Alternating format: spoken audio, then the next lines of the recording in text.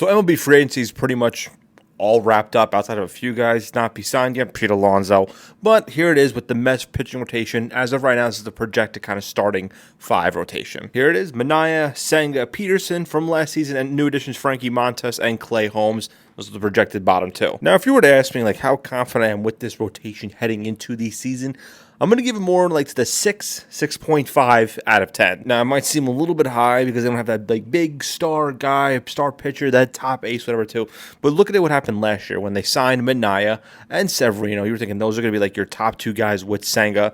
And look what happened. Manaea turned out to be a really good addition. Severino had a really good bounce back season and got a bag with the Oakland A's. But really, let's take a look kind of at this rotation. Now, first, let's take a look at Manaea, our projected ace here. And, listen, we weren't sure about him heading into last season, but he did really well in his first year in Queens and came back, had a really nice season, and is expected to do really well again this time around now with the full long-term deal with the team. So I'm not worried about him. I think he's going to do really well. Now, I was at the game when Senga came back from an injury and got hurt that night, and let me tell you, Citi Field was absolutely quiet.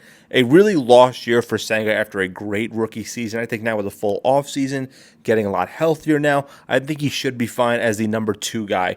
I really am high on Senga. I still believe in him. Now, I got to admit, David Peterson, I wasn't too sure about heading into the season, but he actually provided some nice moments for us and was a solid, middle of the rotation kind of guy for us. I started to like him a lot more for the tail end of the season, and I think he's going to do really well for us this time around. Now, Frankie Montas might be a little bit of an overpay, some say, but the same was kind of said for Manaea and Severino last year, and they turned out really nicely for us in that last season in Queens. So you could maybe see that in Frankie have a nice bounce back year. I know Clay Holmes had his up and down with the Yankees last year, went from losing the closing role to now being the setup man.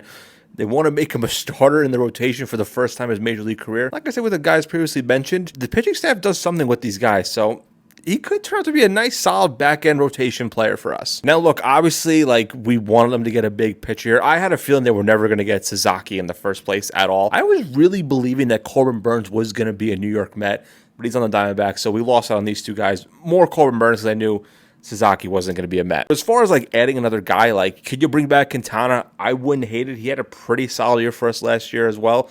Jack Flaherty, I'm not sure. Actually, now that I'm thinking about it, I don't know if he signed yet or maybe he did, but wouldn't be bad either. But as far as the free agent market, there's really no one I would go after too. So I think as of right now, they're going to stick with what they have in the rotation. Maybe add someone to the trade deadline. Who knows? But I'm kind of confident with this rotation. Let me know down below. What do you guys think of the Mets starting pitching rotation heading into the 2025 season?